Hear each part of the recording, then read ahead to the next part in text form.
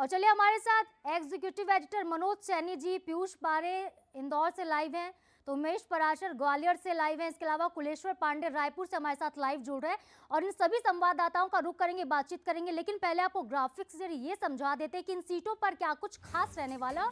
और 2018 के चुनाव परिणाम की देखिए अगर बात करें तो 230 सीटें मध्य प्रदेश में है और इन 230 सीटों पर बीजेपी ने 2018 में जहां 109 पर जीत हासिल की तो कांग्रेस के पास 114 सीटें थी, तो बसपा ने 2 सीटों पर जीत दर्ज की और 2018 में कांग्रेस की सरकार बनी थी। जिसके बाद लेकिन जो अब गणित था वो चेंज हो गया। 2020 में बीजेपी ने जहां 109 ही जीते थे तो कांग्रेस के पास 114 सीटों पर प्रत्याशी थे। 114 सीटों पर जीत 2018 में कांग्रेस की हुई थी। कहीं ना कहीं कांग्रेस ने बहुमत हासिल कर लिया था और इसके साथ ही सरकार भी जो थी 2018 में कांग्रेस की ही बनी थी। हालांकि बाद में जो समीकरण थे वो बदल गए। तो देखिए 2018 का चुनाव परिणाम क्या था, इस वक्त आपको ग्राफिक्स के जरिए समझा रहे। जहां सपा को 1 सीट मिली थी, बसपा को 2 सीटें, कांग्रेस को 114 सीटें तो बीजेपी को 109 सीटें 2018 में मिली थी। तो 2018 का चुनाव परिणाम क्या कुछ कहता है, एक बार फिर से रिपीट कर रहे हैं आपके सामने। ग्राफिक्स के जरिए आपको समझा रहे हैं। बीजेपी ने जहां 109 सीटों पर जीत दर्ज की तो कांग्रेस को 114 सीटें मिली थी और अब चुनाव प्रचार में सिर्फ 24 घंटे का वक्त बच गया है।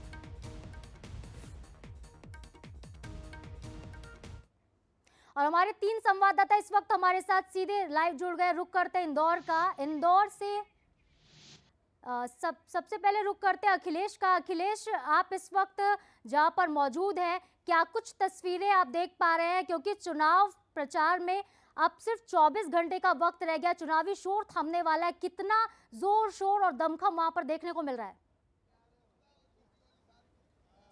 बिल्कुल, आज महज 24 घंटे चुनाव में बाकी है और उसके बाद जो चुनावी जो प्रचार है, जो शोर है वो थम जाएगा। और इस वक्त में राजवाड़ा पर मौजूद हूँ और सबसे बड़ी बात यह कि यहाँ पर प्रधानमंत्री नरेंद्र मोदी आने वाले हैं और बड़ा गणपति से लेकर तो राजवाड़ा तक यहाँ पर रोड शो भी प्रधानमंत्री के द्वारा किया जाएगा। तो उससे पहले 24 घंटे में जो चुनाव में जो शोर जो थमेगा उससे पहले की ये तस्वीरें हैं, साफ तौर पर देखी जा सकती है कि यहाँ पर जो प्रधानमंत्री है नरेंद्र मोदी वो यहाँ पर पहुँचेंगे और उसके बाद 3 विधानसभाओं से होते हुए जो रोड शो है वो यहाँ पर गुजरेगा। जैसे विधानसभा 1 नंबर, विधानसभा 4 और विधानसभा 3 में आकर यहाँ पर जो प्रधानमंत्री मोदी राजवाड़ा पहुँचेंगे और राजवाड़ा पहुँचने के बाद यहाँ देवी जो अहिल्या माता है उनकी प्रतिमा पर माल्यार्पण कर रोड शो का समापन भी करेंगे। तो उससे पहले कि ये साफ तौर पर तस्वीरें देखी जा सकती है किस प्रकार की जो तैयारियाँ हैं वो पूरी हो चुकी है। बस महज कुछ ही घंटों की यहाँ पर देरी है और उसके बाद जो प्रधानमंत्री है वो यहाँ पर इंदौर पहुँचेंगे और उसके बाद यहाँ पर एक बड़ा रोड शो 2 किलोमीटर का जो रोड शो है वो यहाँ पर किया जाएगा। सबसे बड़ी बात यह कि 66 सीटें आती है मालवा निमाड़ में और उन्हीं 66 सीटों पर दोनों ही पार्टियों की निगाह है, क्योंकि 2018 में जिस प्रकार से जो चुनावी समीकरण बने थे उसमें से 66 में से 34 सीटें जो है वो कांग्रेस ने जीती थी और उसके बाद सत्ता में वापसी की थी। मैं यह नहीं कहा जा सकता है कि जो कांग्रेस का बनवास है वो खत्म हुआ था और इन्हीं कहीं ना कहीं पर जो 66 सीटें हैं अब उन पर दोनों पार्टियों की निगाह है, क्योंकि एक बड़ा जो समीकरण है वो देखा जाता है कि अखिलेश आप हमारे साथ बने रहेगा। मैं ग्वालियर का भी रुख करूंगी, लेकिन उससे पहले अपने दर्शकों को ये समझा देते हैं कि उपचुनाव के बाद फिलहाल क्या स्थिति अभी है, क्योंकि 2018 के बाद जो समीकरण थे उपचुनाव ने काफी कुछ बदल दिया।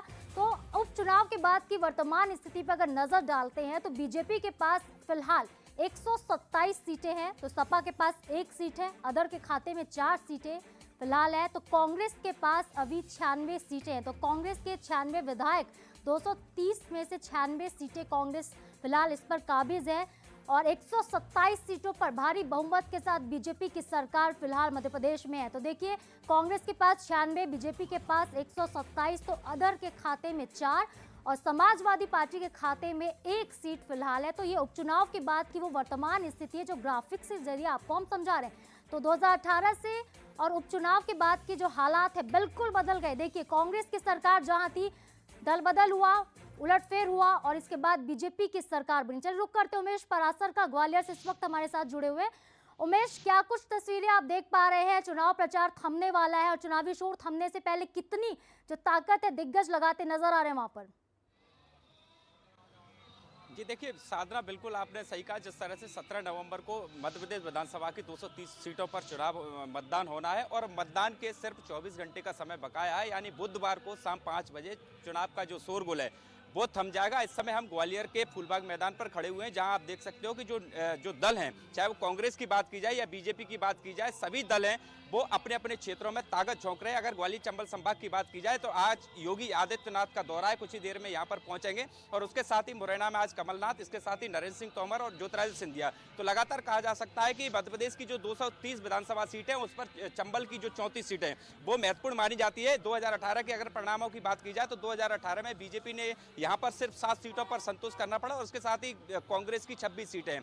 उपचुनाव हुआ और उपचुनाव में तस्वीर बदली, लेकिन 2023 का जो चुनाव है उसमें बीजेपी और कांग्रेस दोनों ही दलों की जो नजर है वो ग्वालियर चंबल संभाग पर है। बीजेपी चाह रही है कि जो 2018 के जो परिणाम है वो रिपीट नहीं, उसके लिए पूरी ताकत झोंक रहे हैं। अगर प्रधानमंत्री नरेंद्र मोदी की बात की जाए या अमित शाह की बात की जाए या तमाम जो बड़े लीडर हैं उनकी बात की जाए, लगातार ग्वालियर चंबल संभाग में दौरा है। अभी मैं पीछे की तस्वीरें बता देता हूं, आप देख सकते हो साफ तौर पर अभी कुछ ही देर में योगी आदित्यनाथ यहां पर आएंगे और जो बीजेपी के जो प्रत्याशी हैं उनके समर्थन में ताकत झोंकेंगे। यानी कुल मिलाकर ग्वालियर चंबल की जो 34 सीटें हैं वो सत्ता में काबिज होने के लिए महत्वपूर्ण मानी जा रही हैं, और यही वजह कि अब सिर्फ 24 घंटे का समय है। ऐसे में कांग्रेस और बीजेपी या बसपा सभी दल हैं वो अपने अपने क्षेत्रों में ताकत झोंक रहे हैं। और जब 24 घंटे का समय, जब कल शाम 5 बजे के बाद जो प्रत्याशी हैं वो डोर टू डोर से संपर्क करेंगे, लोगों से मिलेंगे, और उसके बाद ही जो बाजार में जितने भी झंडा बैनर या अन्य दलों के जो पोस्टर बैनर्स लगाए गए हैं वो भी हटा देंगे। कुल मिलाकर जो ग्वालियर चंबल संभाग में इस समय जो 34 सीटें हैं वो महत्वपूर्ण मानी जा रही हैं, और जो चुनाव है वो भी खास माना जा रहा है, क्योंकि करो या मरो की स्थिति इस चुनाव में देखने को मिलेगी। उमेश, आप हमारे साथ बने रहिएगा। फिलहाल सीधे रुख करते हैं, एग्जीक्यूटिव एडिटर हमारे मनोज सैनी जी भी हमारे साथ लाइव जुड़ गए हैं। मनोज जी, आपसे सीधे बातचीत करते हैं। 24 घंटे का वक्त अब सिर्फ प्रचार में रह गया, दिग्गजों ने पूरी ताकत लगा दी है। क्या लगता है आपको, किसके पक्ष में चुनावी माहौल बन पाएगा? अब महज 24 घंटे बचे हैं, कितना परिवर्तन क्षेत्र में देखने को मिल रहा है? देखिए, बीते 24 घंटे दोनों ही दलों के लिए बड़े महत्वपूर्ण है। भारतीय जनता पार्टी की बात करें या कांग्रेस की, मैं आज प्रदेश अध्यक्ष बीडी शर्मा के साथ हूं दिन भर से, तो हमने शुरुआत भी की। हम देखिए निमाड़ भी गए, यानी खंडवा भी हमने देखा, और इस वक्त मैं इंदौर में हूं, यानी मालवा। तो खंडवा निमाड़ की बात करें, मालवा निमाड़ की बात करें, या मध्य प्रदेश के अलग अलग हिस्सों की बात करें, आज मालवा में कई सभाएं देखने को मिली है। खुद प्रधानमंत्री नरेंद्र मोदी मालवा यानी इंदौर में आज पहुंच रहे हैं, रोड शो करने वाले थोड़ी देर में। हमने देखा राजनाथ सिंह जावरा पहुंचे, जो मालवा में ही आता है, रतलाम से लगा हुआ, रतलाम की एक विधानसभा है। हमने प्रदेश अध्यक्ष बी शर्मा को भी देखा कि अलग अलग विधानसभाओं में जाकर वो लगातार लोगों से मुलाकात कर रहे हैं। दूसरी तरफ ग्वालियर चंबल में देखें तो वरिष्ठ नेता मौजूद है, आदित्य योगीनाथ यहाँ पहुंचे हुए। तो ये समझ आ रहा है, चाहे बीजेपी की बात करें, राहुल गांधी खुद आज अपना दौरा करें भोपाल में, कल हमने रोड शो में भी शामिल हुए थे। तो अब ये वो वक्त है जब भारतीय जनता पार्टी और कांग्रेस सभी को अपना पूरा पुरजोर कोशिश करना पड़ेगा, क्योंकि 2023 का चुनाव बहुत अलग है।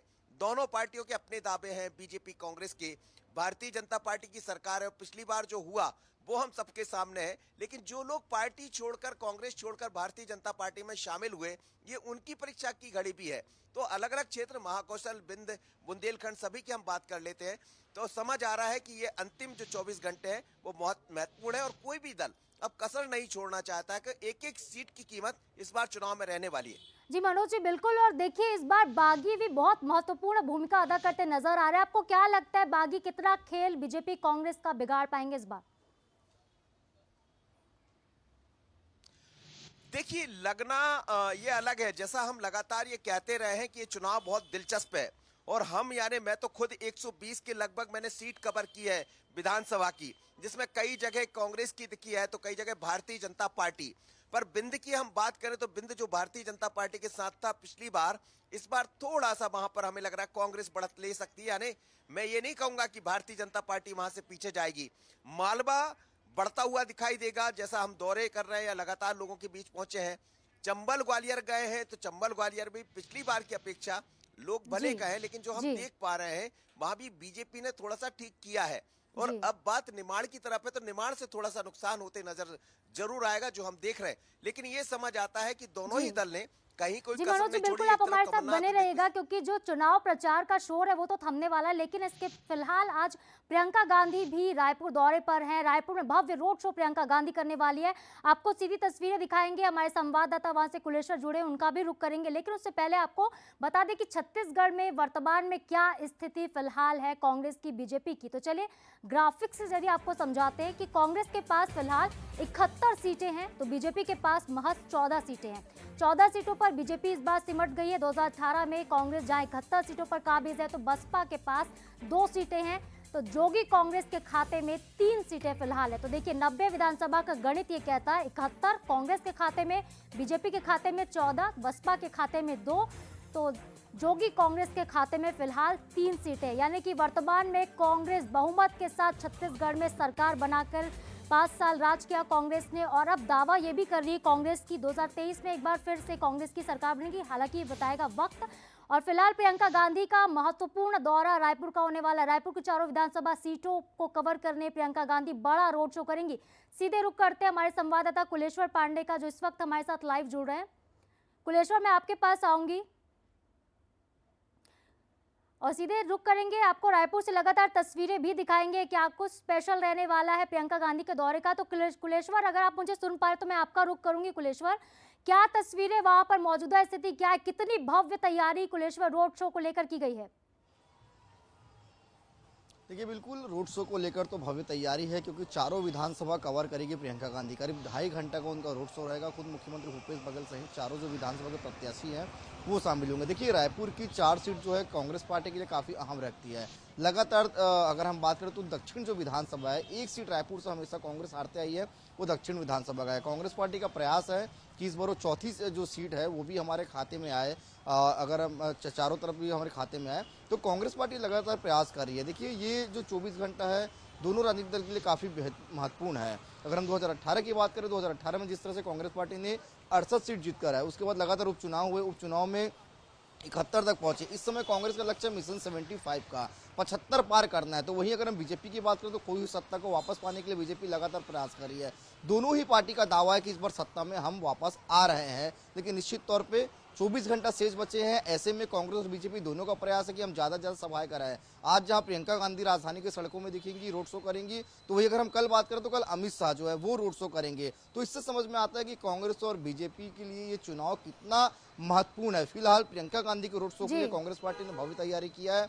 बड़ा सा रथ है, रथ में प्रियंका गांधी मौजूद रहेंगे। कुलेश्वर, बिल्कुल तस्वीरें हम आपके जरिए लोगों को जरूर दिखाएंगे। जब प्रियंका गांधी रायपुर में रोड शो करेंगी तो बेहद भव्य नजारा होगा, क्योंकि प्रियंका गांधी का प्रचार थमने से पहले एक बड़ा रोड शो होने वाला है। हर तस्वीर हम अपने दर्शकों को पहुंचाएंगे। लेकिन फिलहाल अखिलेश, उमेश, कुलेश्वर, आप तीनों का ही बहुत बहुत शुक्रिया हमारे साथ जुड़ने के लिए, तस्वीरें तमाम हमारे दर्शकों तक पहुंचाने के लिए।